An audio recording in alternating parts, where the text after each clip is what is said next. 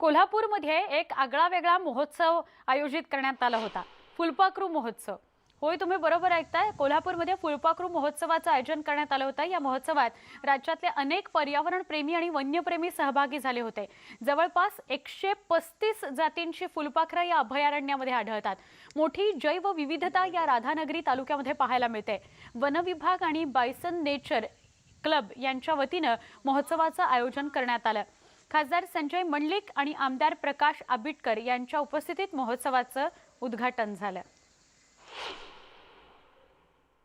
दरवर्षीचा फुलपाखरू महोत्सव आणि यंदाचा, कारण कोरोनाचा काळ आहे, आपल्याला माहिती आहे, काय फरक आहे नेमकं? दरवर्षी हा नोव्हेंबरच्या दरम्यान आपण फुलपाखरू महोत्सव करतो। यावर्षी कोविड-19च्या पार्श्वभूमीवर हा महोत्सव डिसेंबरमध्ये आपण घेत आहोत। त्यामुळे यावर्षी खूप वेळ झालेला आहे, तरीसुद्धा पर्यटकांनी महाराष्ट्रभरातून चांगल्या प्रकारचा प्रतिसाद या महोत्सवाला दिलेला आहे। कुठल्या कुठल्या प्रजाती आढळतात? कारण राधानगरी दाजीपूर अभयारण्य म्हणजे जैवविविधता इथं भरपूर पाहायला मिळते।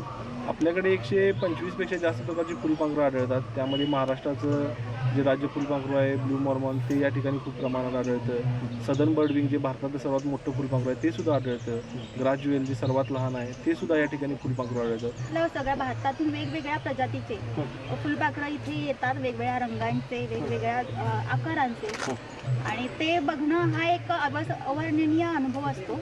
आणि माझं सगळ्या पालकांना, विशेषतः नागरिकांनाही आणि पालकांनाही विशेषतः आवाहन आहे की आपल्या मुलांना घेऊन त्यांनी अवश्य इथे भेट द्यावी आणि हा जो अनुभव आहे तो आपल्या मुलांनाही त्यांनी दिला पाहिजे।